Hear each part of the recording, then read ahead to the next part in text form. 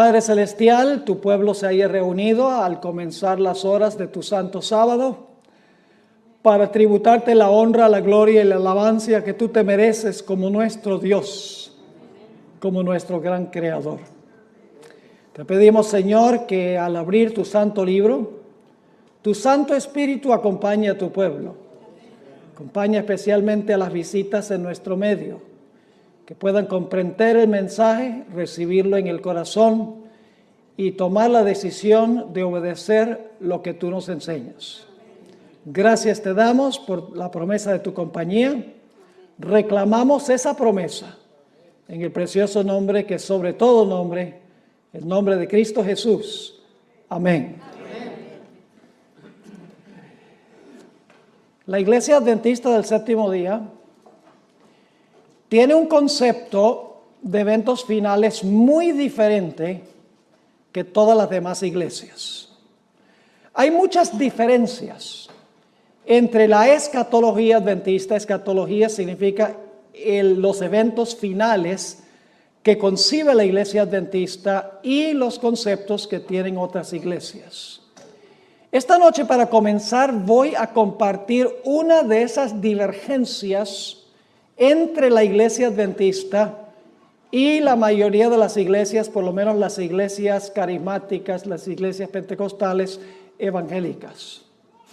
La mayoría de los cristianos hoy en día creen que se pueden preparar para la venida de Jesús hasta que Él venga. Pero la Iglesia Adventista cree, en armonía con la Biblia, y lo vamos a comprobar esta noche y también mañana en nuestro tema, que la puerta de la gracia para este mundo se va a cerrar antes que Cristo venga. Todos los casos se van a decidir antes que Jesús venga. Se va a cerrar la puerta de la oportunidad, se va a cerrar la puerta de la gracia. Luego va a pasar un periodo que se conoce como el tiempo de angustia. Y solo después del tiempo de angustia regresará Cristo en poder y gloria para reclamar a su pueblo.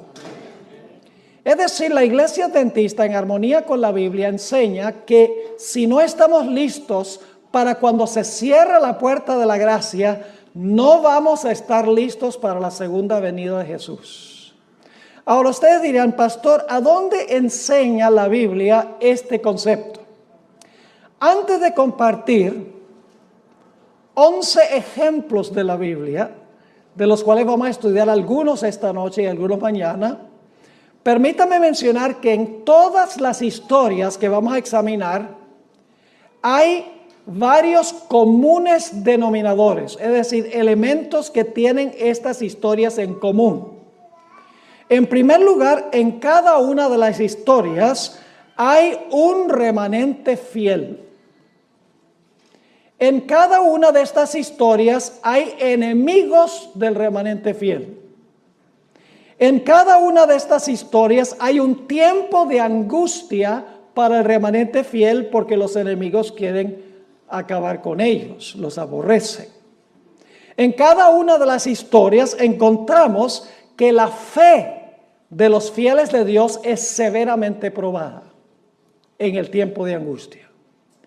En cada una de estas historias notamos que Dios se demora en responder a las oraciones de su pueblo, porque su pueblo ora que Dios por favor los libre de manos de sus enemigos, pero Dios no responde inmediatamente. Dios demora en responder a las plegarias de su pueblo.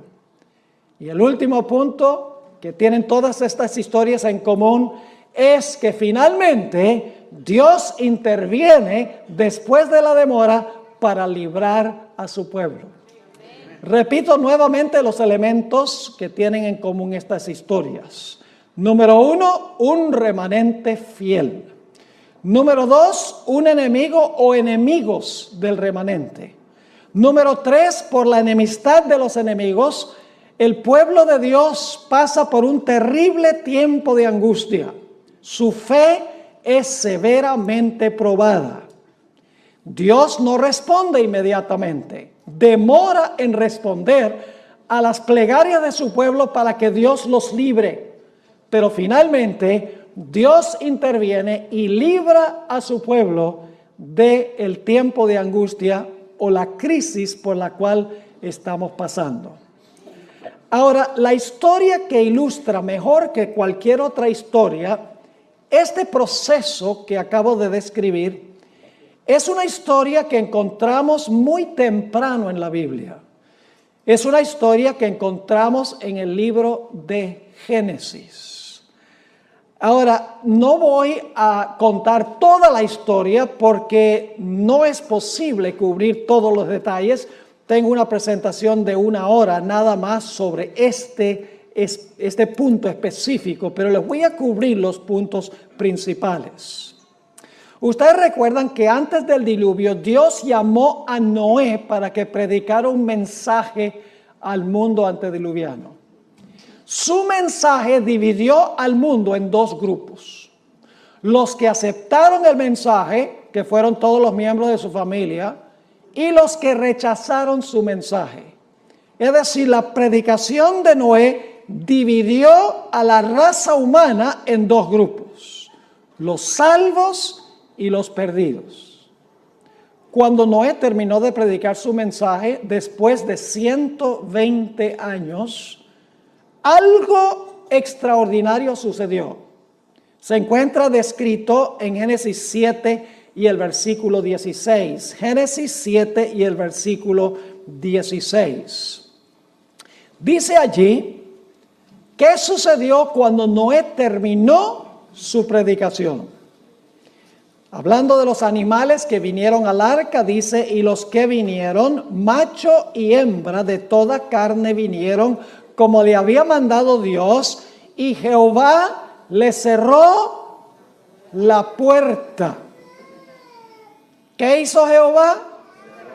Cuando Noé terminó de predicar, Jehová le cerró la puerta. Y apenas se cerró la puerta, comenzó a llover.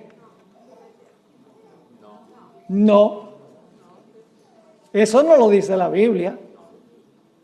Yo pregunto, ¿pasó un tiempo entre cuando se cerró la puerta y cuando comenzó a llover y vino la destrucción? ¿Cómo no? Ahora, durante ese tiempo, ¿los que estaban perdidos se podían salvar? ¿Y los que se salvaron se podían perder? ¿O todos los casos estaban decididos cuando se cerró la puerta? Todos los casos estaban decididos cuando se cerró la puerta. La destrucción sencillamente destruyó a los que estaban afuera cuando se cerró la puerta. ¿Me están entendiendo? Ahora, hablemos unos momentos de lo que sucedió durante el periodo entre cuando se cerró la puerta y todos los casos estaban decididos y cuando vino la destrucción o comenzó a llover. Yo pregunto, ¿creen ustedes que los que estaban dentro del arca, su fe fue severamente probada por cada día que pasó? ¿Hubo una demora en Dios responder? ¿Cómo no? Imagínense, pasa un día, cielo azul. 2 días, ni una gota. 3 días, radiante el día. 4 días, 5 días, 6 días, 7 días. Porque pasaron 7 días, el 8º día fue cuando comenzó a llover. Y los que estaban afuera, ¿cómo se portaron durante esos 7 días? ¿Creen que cada día se portaron peor que el día anterior? Lógicamente, los enemigos estaban afuera burlándose de los que estaban adentro y los de adentro, su fe estaba siendo severamente ¿qué? Probada. Los que estaban afuera burlándose no sabían que estaban perdidos y los que estaban adentro sabían por la promesa de Dios que iban a ser preservados, pero hubo una demora en Dios intervenir para librarlos. Es decir, hay un periodo de tiempo entre cuando se cierra la puerta, termina la predicación, ya nadie se puede salvar, y cuando finalmente viene la destrucción. Ahora ustedes dicen, pero ¿será que al final de la historia va a pasar lo mismo? Vamos a ver lo que dijo Jesús. Mateo 24 y el versículo 37 al 39. Mateo 24 y el versículo 37 al versículo 39. Aquí Jesús nos va a decir qué importancia tiene esta historia para el tiempo del fin. dice allí Jesús, mas como en los días de Noé, así será la venida del Hijo del Hombre. ¿Qué eventos está comparando Jesús? Lo que pasó allá va a suceder aquí, está diciendo Jesús. Sigue diciendo, porque como en los días antes del diluvio, estaban comiendo y bebiendo, casándose y dando en casamiento, es decir, estaban llevando a cabo su vida rutinaria. Ahora viene una palabrita muy importante, hasta, es una palabra que marca un momento de tiempo, dice, estaban haciendo esto hasta el día en que Noé, ¿qué? Entró en el arca. Pero ahora fíjense lo que sigue diciendo. Y no entendieron, ¿quiénes no entendieron? Los que estaban afuera, muy bien. Y no entendieron hasta que vino el diluvio. ¿Qué no entendieron entre cuando se cerró la puerta y vino el diluvio? Los que estaban afuera, ¿qué no entendieron? ¿Qué no supieron? Que estaban perdidos, pero siguieron viviendo durante ese periodo. Dice, hasta que vino el diluvio y se los llevó a todos, y luego dice, así será también la venida del Hijo del Hombre. ¿Se va a cerrar la puerta de la gracia antes que Jesús venga? Seguro. En el mundo va a haber un grupo de personas que no van a saber que están perdidos. Va a haber un grupo cuya fe será severamente probada. Pasará el pueblo de Dios por un tiempo angustioso donde sus enemigos se van a burlar de ellos. Finalmente Dios intervendrá para librar a su pueblo cumpliendo su palabra. ¿Cómo no? Ahora permítame ilustrarlo de otra forma. Jesús dijo que Él iba a venir como ladrón en la noche. Compara su venida con la venida del ladrón en la noche. Ahora, mucha gente, inclusive creo yo la mayoría de los adventistas, creen que la venida de Cristo como un ladrón es la segunda venida de Jesús. Pero la venida de Jesús como ladrón no es la segunda venida de Cristo. Permítame ilustrar lo que quiero decir. Es una noche muy fría en San Diego. Yo me imagino que ustedes tienen noches bien frías aquí de vez en cuando, ¿verdad? En diciembre, en enero posiblemente, donde sopla el viento y está frío, entra esa neblina del Pacífico. ¡Wow! Y han trabajado todo el día y llegan a la casa, se comen una buena cena, se sientan en la silla favorita a ver las noticias en la televisión, se quedan como medio dormidos y dicen, me voy a ir a acostar porque estoy cansado. Y entonces va la persona, se acuesta, y apenas se acuesta y se pone las cobijas encima, que está calientico, y ha bajado el termostato de la casa, porque uno duerme mejor con el termostato bien bajo. La persona dice, se me olvidó trancar la puerta. Y estoy aquí debajo de esta cobija calientico, sabroso. Qué flojera me da salirme de debajo de la cobija para ir a trancar la puerta. Y la persona dice, al fin y al cabo yo llevo viviendo en esta casa 25 años y nunca ha llegado el ladrón. Y se queda con las cobijas puestas. A medianoche, porque Jesús dijo que vendrá como un ladrón a medianoche.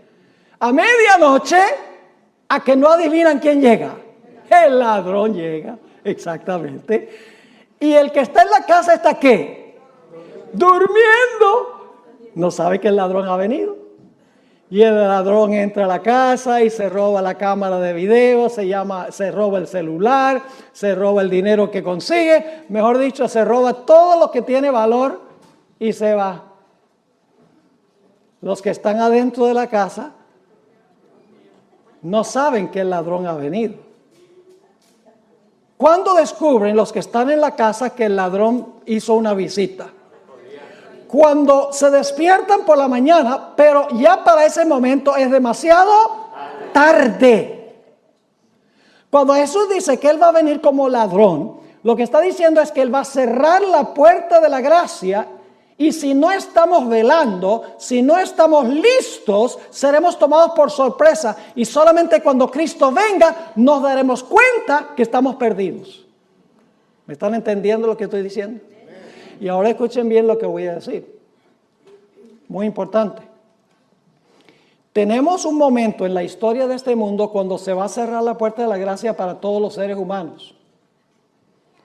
Pero si usted se llega a morir esta noche, su puerta se cerró. Su puerta individual. Porque la Biblia dice que Dios establece que el hombre muere una vez y después de eso viene el juicio. Es decir, no podemos decir, bueno, yo me voy a preparar y voy a estar listo cuando se cierre la puerta de la gracia. O yo voy a demorar porque la puerta de la gracia no se va a cerrar todavía porque no ha llegado la ley dominical. Y entonces llegamos a morir esta noche antes que llegue la ley dominical, antes que se cierre la puerta y de todas maneras se cerró la puerta. Porque en el momento de la muerte, ese es el fin. ¿Me están entendiendo este asunto?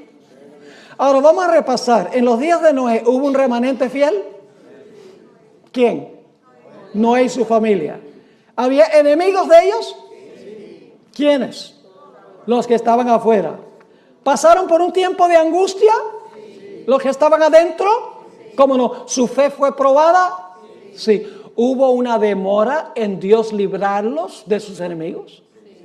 Pero pregunto, ¿finalmente Dios intervino y el pueblo fue librado? Exactamente. Ven, todos los elementos están en esa historia. Ahora quiero que vayamos a otro ejemplo que encontramos en el Antiguo Testamento.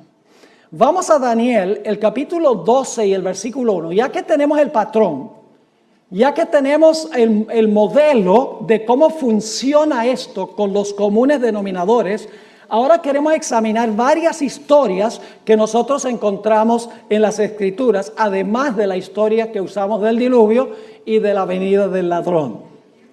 Daniel 12 y el versículo 1. Ahora, antes de leer este versículo, necesito darles un poquito del contexto.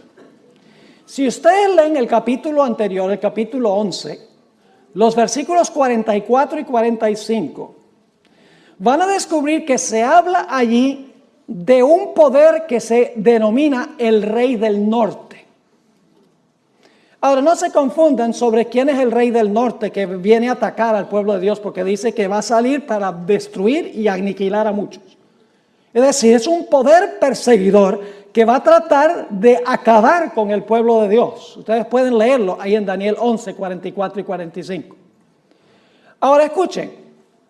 En la Biblia, este poder perseguidor se describe con diferentes nombres. Por ejemplo, en Daniel 7 se le llama el cuerno pequeño. En Apocalipsis 13 se le llama la bestia. En 2 de Tesalonicenses 2 se le llama el hombre de pecado.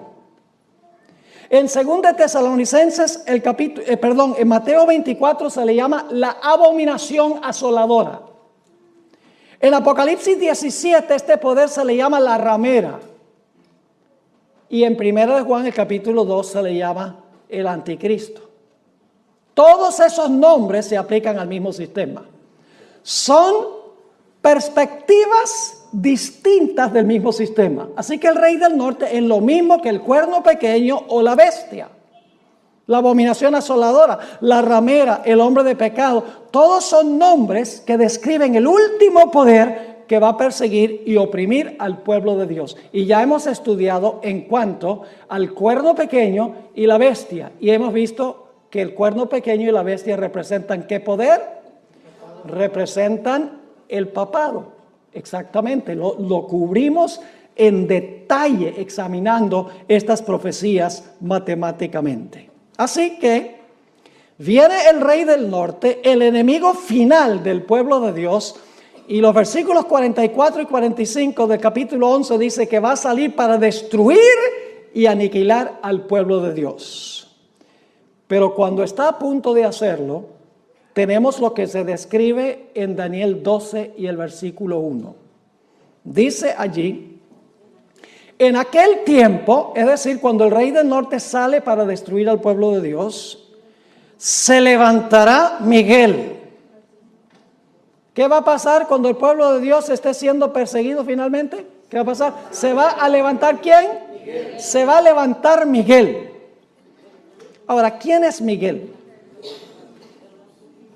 Hay mucho debate en el mundo teológico sobre quién es Miguel. No hay necesidad de debatir quién es Miguel, porque Miguel es un nombre que se le atribuye a Cristo Jesús. El nombre Miguel significa ¿quién es como Dios? También se conoce como el arcángel Miguel. Ahora escuchen bien, Jesús no es un ángel. Jesús es un mensajero. La palabra ángel significa mensajero. Jesús se llama Miguel, pero Jesús es eterno Dios, según la Sagrada Escritura. Pero Miguel es uno de los nombres de Jesús. Es el arcángel del pacto. Es el arcángel que resucita a los muertos a la segunda venida. Vendrá con la voz del arcángel y con trompeta de Dios. Es el que resucita a los muertos. Y todos sabemos que ese es ¿quién? Ese es Cristo Jesús. Así que cuando el rey del norte, el último poder, sale a destruir al pueblo de Dios, dice, se levantará Miguel. Ahora, ¿qué significa eso? Se levantará Miguel. ¿Qué significa la palabra se levantará? Tenemos que regresar al capítulo 11 para entender qué significa se levantará Miguel. Vamos a Daniel, el capítulo 11 y el versículo 2 y el versículo 3. Daniel 11 y el versículo 2 y el versículo 3. Ahora, lamentablemente, en la traducción no se traduce la palabra igual, pero es la idéntica palabra hebrea que se usa en Daniel 12:1. Levantará es la mismita palabra que vamos a ver en los versículos 2 y 3 del capítulo 11. Fíjense lo que dice allí. Y ahora yo te mostraré la verdad. He aquí que aún habrá 3 reyes en Persia. Esa palabra habrá se podría traducir, se levantarán 3 reyes en Persia. ¿Qué significa eso? Que de aquí en adelante se levantarán 3 reyes en Persia. Significa que después de eso van a reinar 3 reyes en Persia, ¿sí o no? Van a ocupar el trono 3 reyes en Persia. Se van a levantar para gobernar. Ahora, note que sigue diciendo aquí, ahora yo te mostraré la verdad, he aquí que aún habrá o se levantarán 3 reyes en Persia, y el cuarto se hará de grandes riquezas más que todos ellos, y al hacerse fuerte con sus riquezas, levantará a todos contra el reino de Grecia. Y luego dice, se levantará luego un rey valiente. Esa palabra levantará es la mismita palabra que se usa en Daniel 12:1. ¿Qué significa eso? Que se levantará luego un rey valiente. Significa que un rey valiente va a comenzar ¿a qué? A reinar o a gobernar. Así que dice, el cual dominará con gran poder y hará su voluntad. Así que, ¿qué significa cuando dice que Miguel se levantará? Significa que Miguel va a comenzar a reinar. ¿Me están entendiendo lo que estoy diciendo? Ahora escuchen bien. ¿Qué es el reino de Cristo? Generalmente nosotros pensamos del reino de Cristo en términos geográficos. Decimos, el reino de Cristo es este mundo, es este planeta. Pero ¿saben lo que es el reino de Cristo? El reino de Cristo se compone de los sujetos de su reino, de los fieles que pertenecen a su reino. Ahora yo pregunto, ¿cómo se determina quién es un fiel miembro del reino de Jesús? ¿Cuándo se determina quiénes son fieles miembros del reino de Jesús? Se determina en otra doctrina que en realidad ninguna iglesia enseña, sino la iglesia adventista.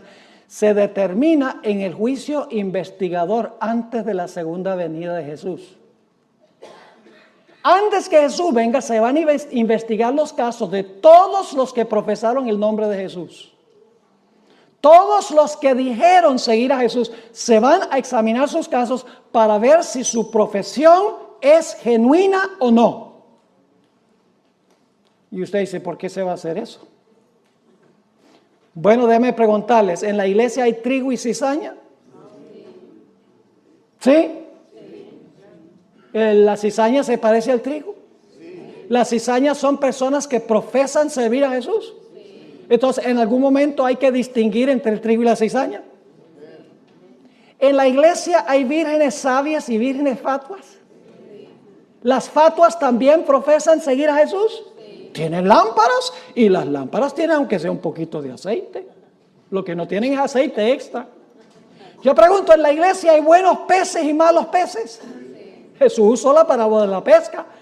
Digo, nosotros somos los pescadores, el barco es la iglesia y el tirar la red es la predicación del evangelio.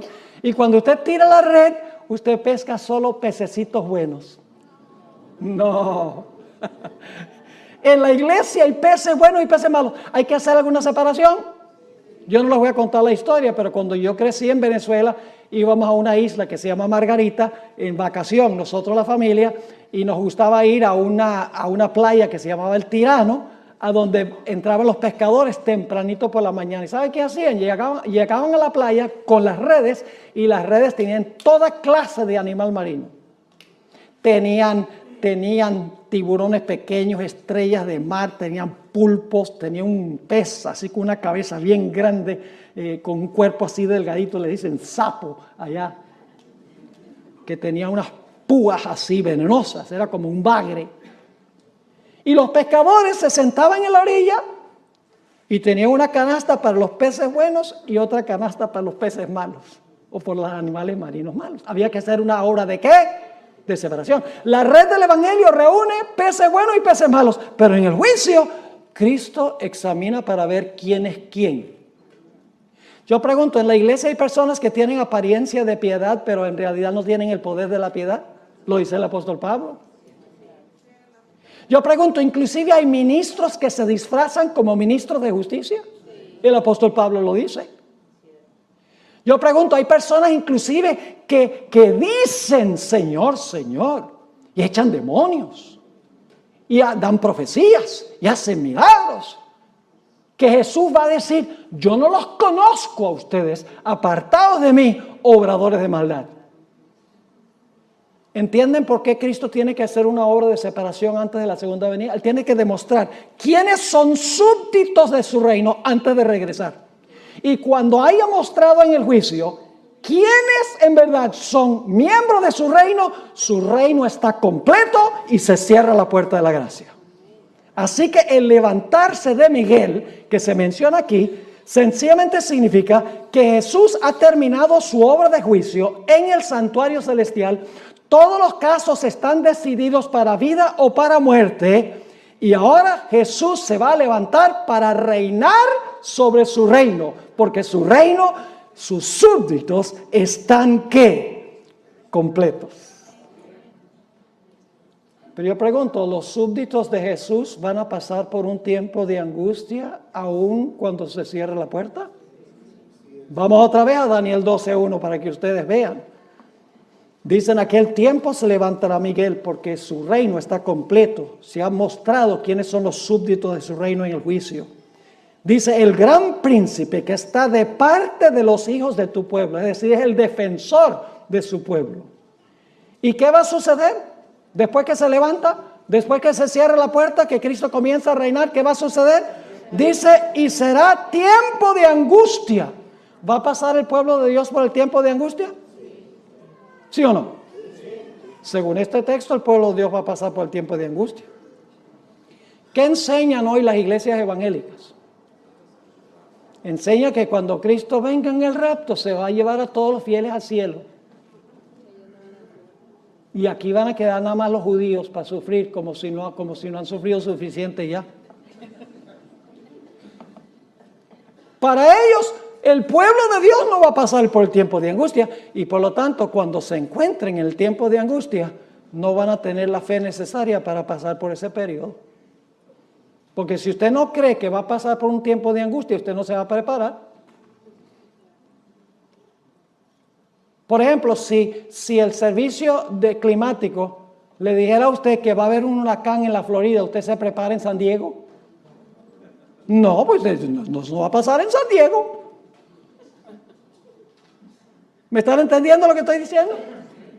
Si usted no cree que va a pasar por el tiempo de angustia, ¿para qué se va a preparar para ese evento? La mayoría de los seres humanos serán tomados por sorpresa durante el tiempo de angustia sin ninguna preparación, y muchos adventistas también. Así que dice, será tiempo de angustia, cual nunca fue desde que hubo gente hasta entonces.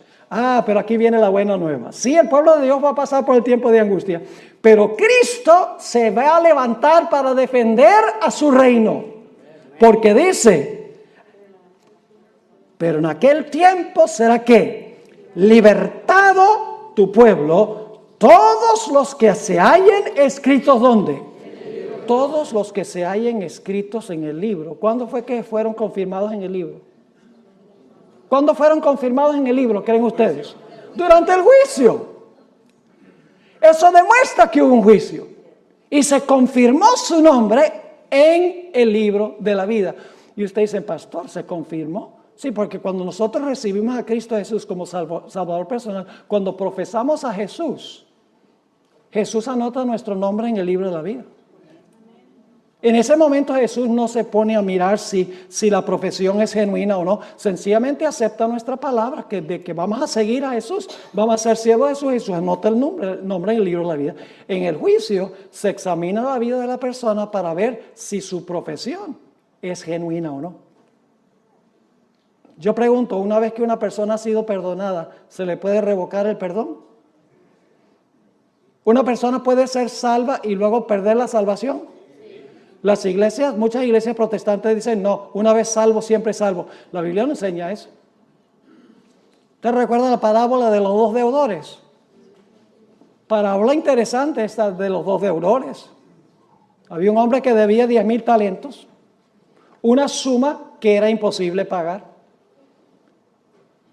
Había desfalcado los fondos del dueño, es decir, le había robado a su maestro, a su amo. Y el amo dice, ven acá. Este es el juicio, ven acá. Y examina y dice, mira, tú me debes 10,000 talentos, págame. Dice, yo no tengo con qué pagar. Dame tiempo y te pago. ¿Qué tiempo? Aunque te dé 1,000,000 de años, no tienes para pagar eso. Es una deuda impagable. Y el hombre llora y clama y dice, por favor, perdóname la deuda. O dame tiempo y yo pago la deuda. Finalmente, como clama al dueño, el dueño le dice, mira, voy a hacer algo mejor porque tú clamaste por misericordia y yo te voy a perdonar la deuda. Y él dice, así nomás, sí, porque clamaste a mí, la deuda queda cancelada. ¡Wow! Este hombre dice, fabuloso. Y sale saltando del lugar, sale contento. Me perdonó una deuda que yo no podía jamás pagar. Y cuando sale por la puerta encuentra un individuo que le debe 100 denarios. El equivalente de 100 días de trabajo. El jornal era un denario. Y se lo encuentra y le dice, mira, tú me debes 100 denarios, págamelos. Y este individuo hace lo mismo, clama y dice, ay, por favor, dame tiempo que yo te lo pago. Y dice, ¿qué tiempo? Págame ahora. Y dice la Biblia que lo agarró por el cuello y lo estaba ahorcando para que le pagara los 100 denarios. Pues resulta que los siervos del amo, que representan a los ángeles, fueron allá y le dijeron al Señor, mire, ¿sabe lo que pasó con ese hombre que tú perdonaste esa deuda que él no podía pagar? Él se encontró un compañero que le debía dinero que se podía pagar y no lo quiso perdonar. Y el Señor dice, tráigame a ese reo acá. Y lo traen. Y le dice, tú no eres el que yo te perdoné una deuda grande que tú no podías pagar porque clamaste a mí. Ah, sí, como no, muchas gracias. Y dice, ¿qué es esto que yo oigo de ti? Que si yo te perdono una deuda grande que no podías pagar porque clamaste a mí, tú no eres capaz de perdonarle una deuda a uno que te debe mucho menos porque clama a ti. Perdona nuestras deudas como nosotros perdonamos a nuestros deudores. Y dice que le revocó el perdón. Le revocó el perdón y lo mandó a la cárcel hasta que pagara todo lo que debía y seguro murió en la cárcel. ¿Están entendiendo? Ese hombre tenía lágrimas de cocodrilo. Él no estaba arrepentido por haberle robado a su amo. Estaba triste por el castigo que le iba a tocar. Y se demostró por la forma en que trató a sus semejantes. ¿Están entendiendo este asunto? Así que, mis queridos hermanos y hermanas, Cristo va a librar a su pueblo, todos los que están escritos en el libro, cuyos nombres son confirmados en el libro, en el juicio, a donde se examina a cada profeso seguidor de Jesús. Ahí está en Daniel 12 y el versículo 1. Ahora, quiero que recuerden la palabra libertado. En aquel tiempo será libertado tu pueblo. Mañana vamos a hablar un poquito más de esta palabra. Saben que en Daniel la palabra libertado se encuentra solamente en 3 capítulos de Daniel. En Daniel 12:1, que leímos.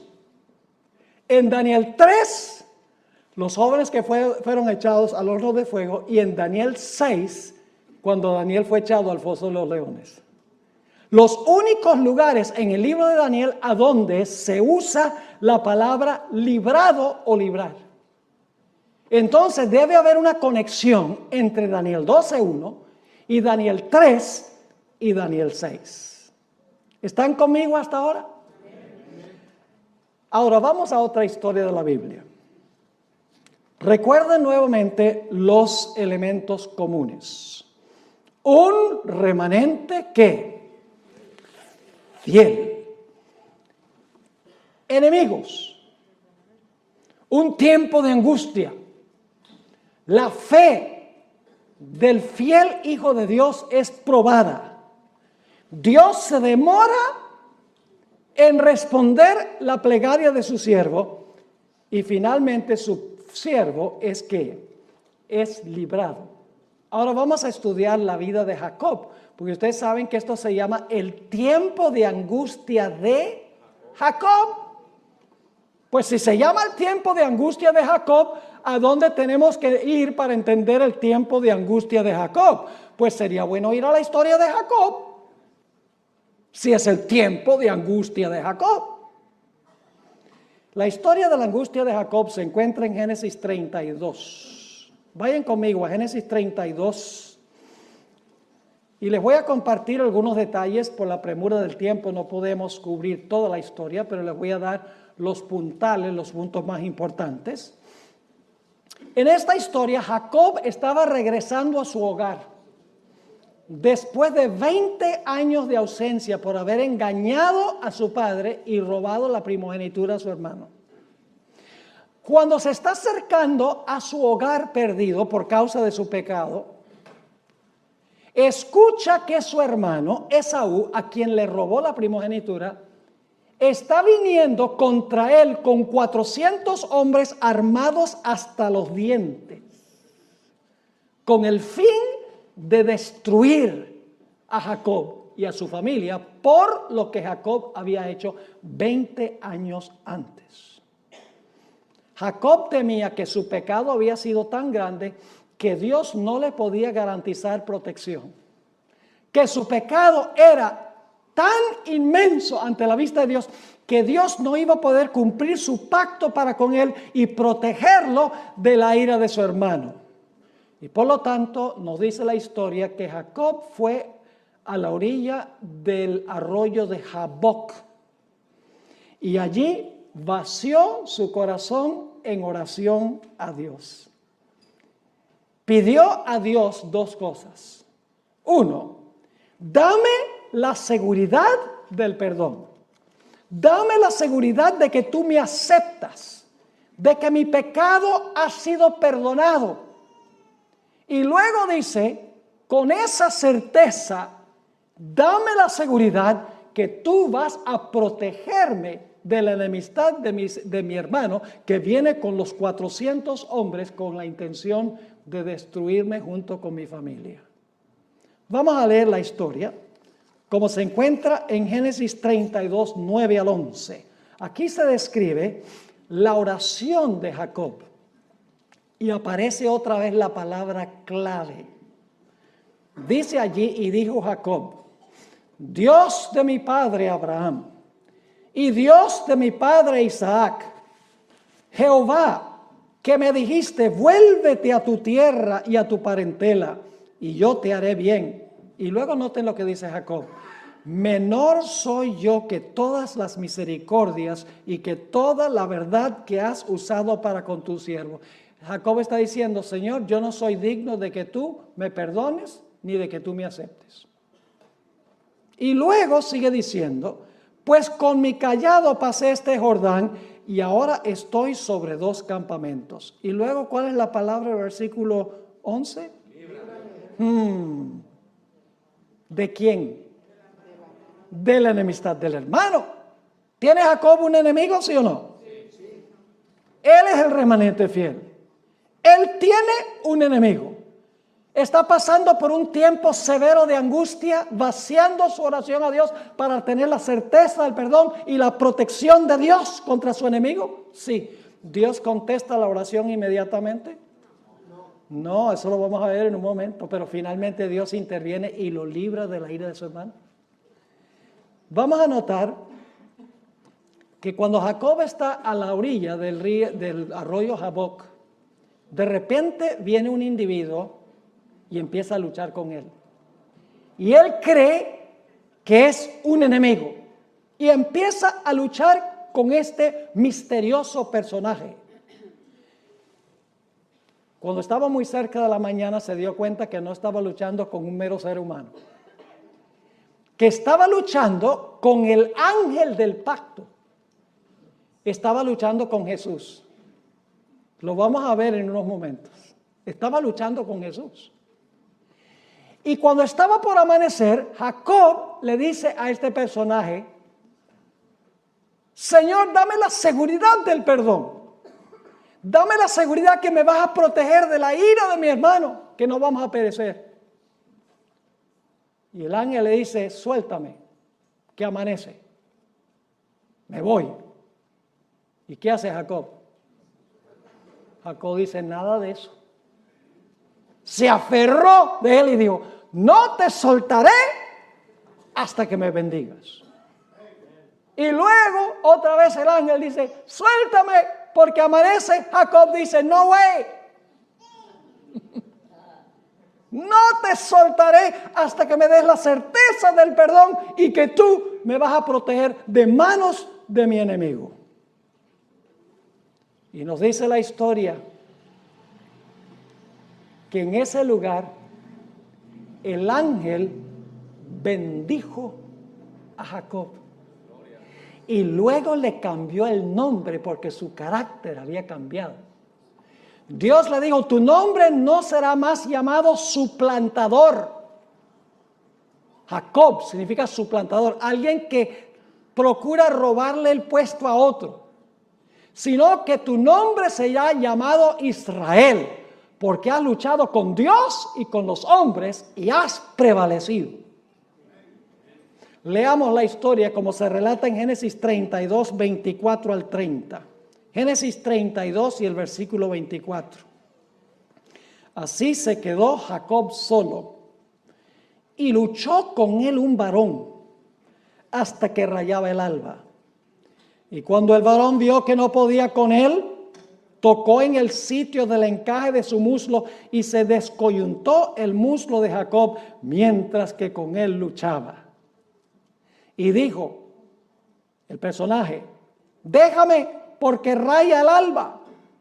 Y Jacob le respondió, no te dejaré si no me bendices. Y el varón le dijo, ¿cuál es tu nombre? Y él respondió, Jacob. Y el varón le dijo, no se dirá más tu nombre Jacob, sino Israel, que significa príncipe de Dios. Porque has luchado con Dios y con los hombres y has, ¿qué? Vencido. Entonces Jacob le preguntó y le dijo, declárame ahora tu nombre. Y el varón respondió, ¿por qué me preguntas por mi nombre? Y lo bendijo allí. Ahora, ¿quién fue este personaje con quien luchó Jacob toda la noche para tener la seguridad del perdón y la seguridad de la protección contra la ira de su hermano? La Biblia lo describe de 2 formas.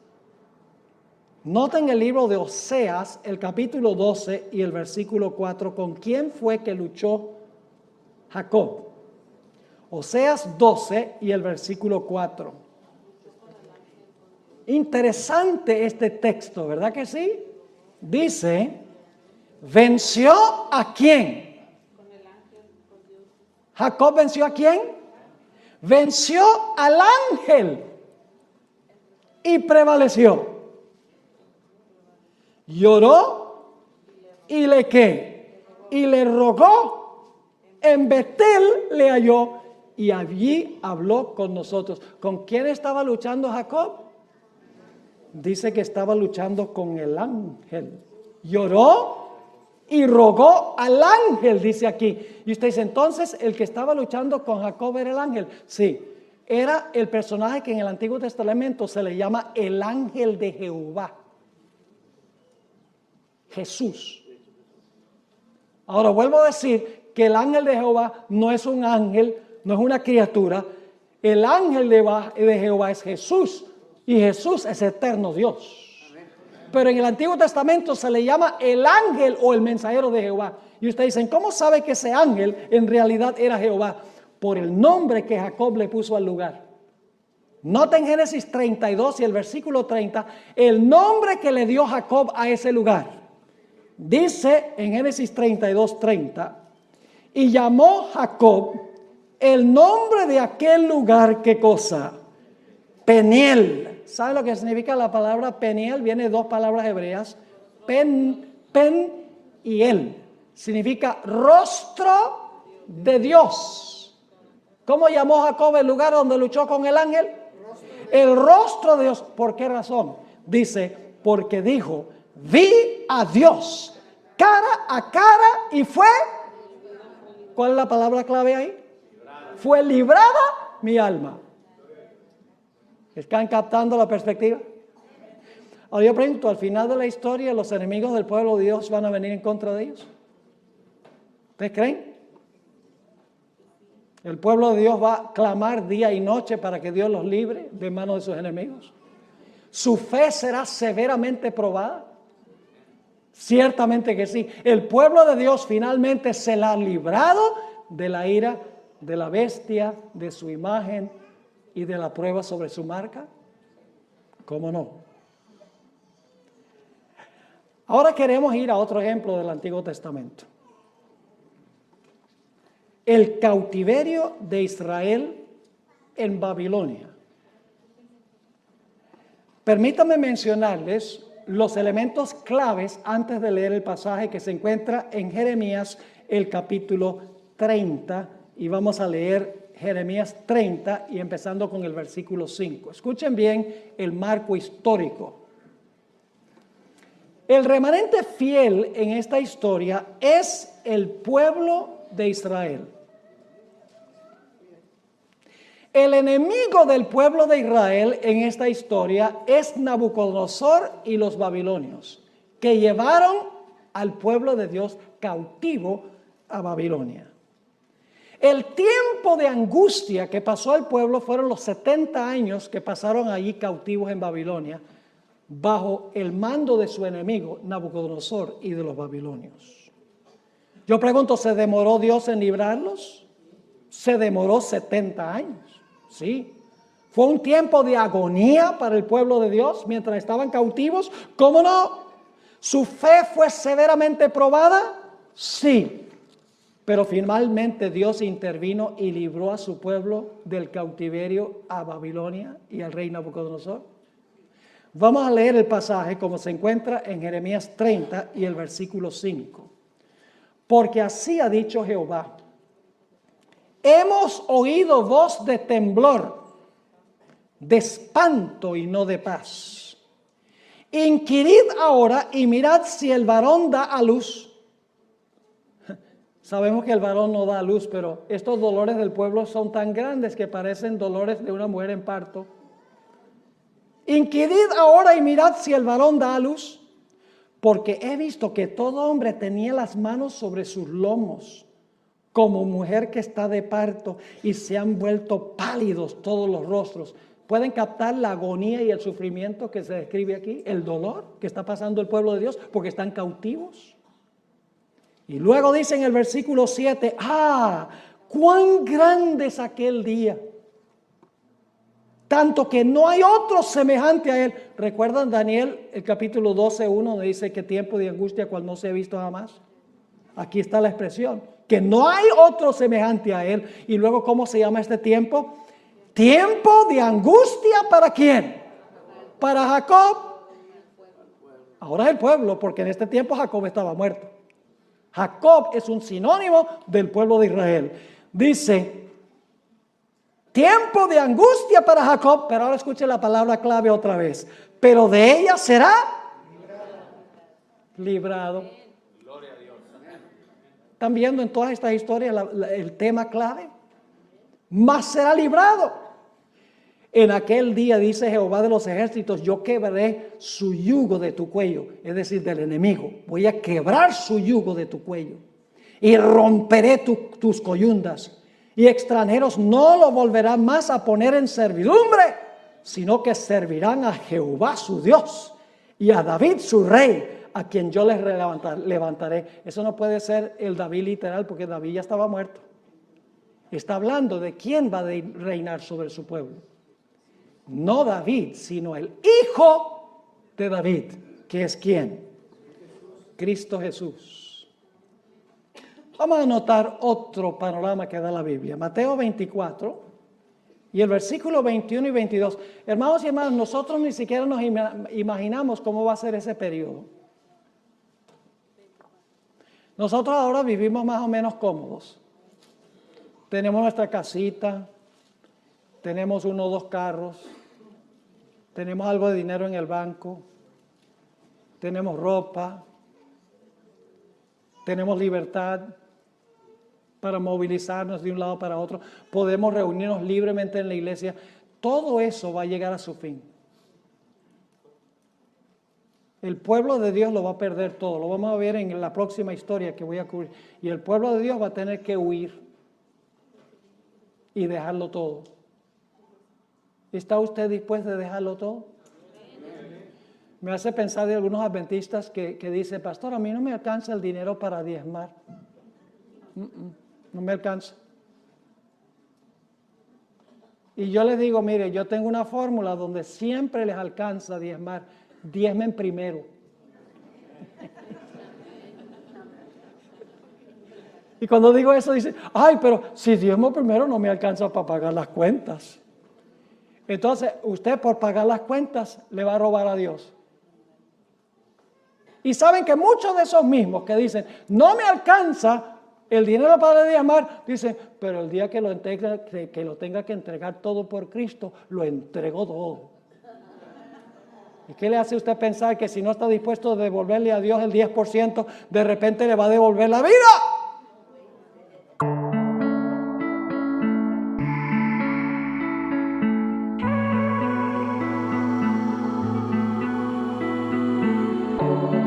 Trước rung động là khi anh mất em, thì sao đôi tay không nắm em lại thật lâu. Nếu biết trước khoảng cách dài ngang đôi phương, thì mây đã có nhớ mưa khi đêm về quanh. Ta như mát mùa thu vội đi xa, để lại bên kia cứ trong mong ta mãi nhớ mỗi khi đêm về. Gió như xe nát bờ vai ai, chẳng kịp thốt nên lời một lần thôi vì mãi ta rời xa. Để những nỗi buồn cứ vẫn bị ai yêu ôi, để những tháng ngày nhai bức tranh xưa gửi vào cát bụi một kiếp đau thương. Lần đầu khi ông ta theo cùng mây xa ngàn phương.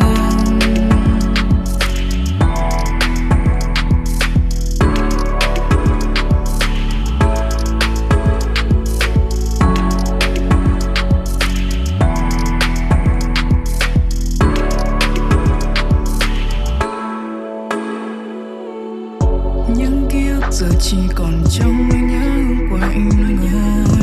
Lá rơi xuống nhờ mưa vội đêm theo đến nơi xa. Vẫn những tiếng lòng ai giờ đang sát bóng nơi nhà. Tập quên về những nỗi nhớ cô đơn một mình. Để những nỗi buồn cứ vẫn bị ai yêu ôi,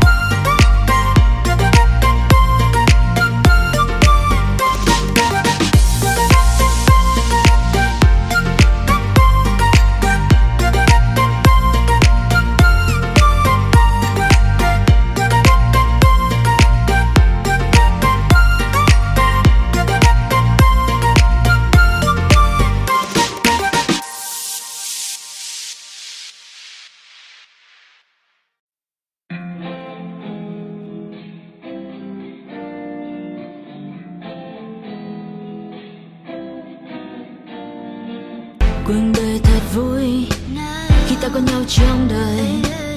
Một ngày cứ thế trôi qua và ta nhận lại bao nhiêu tiếng cười. Mình chỉ nhau đi quanh phố phường. Anh là người khiến con tim em mất thương. Chỉ cần ngày và nắng lên đèn Facebook được sáng tên là cuộc đời của ta cứ trôi như êm đềm. Chỉ cần ngày và nắng lên đèn Facebook được sáng tên là cuộc đời của ta sống trong mini game. Mình nhảy múa trong phòng toàn hơi men, cùng đắm say trong điệu nhạc cũ mềm. Mình cùng đưa nhau sang Paris để nghe trái tim ta thầm thì làm những điều mà ta muốn. Khi nhạc trình thì ta xuống uống cạn ly khi trái đến nơi đây vẫn còn suy. Đừng mơ đến được vì như hồng màu bất chế độ yêu anh như tình yêu màu hồng.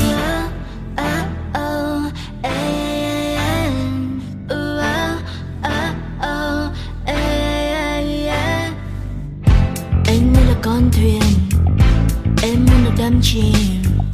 Anh như là cơn nghiện, làm con tim em yêu đến phát điên. Mình chỉ nhau đi quanh phố phường.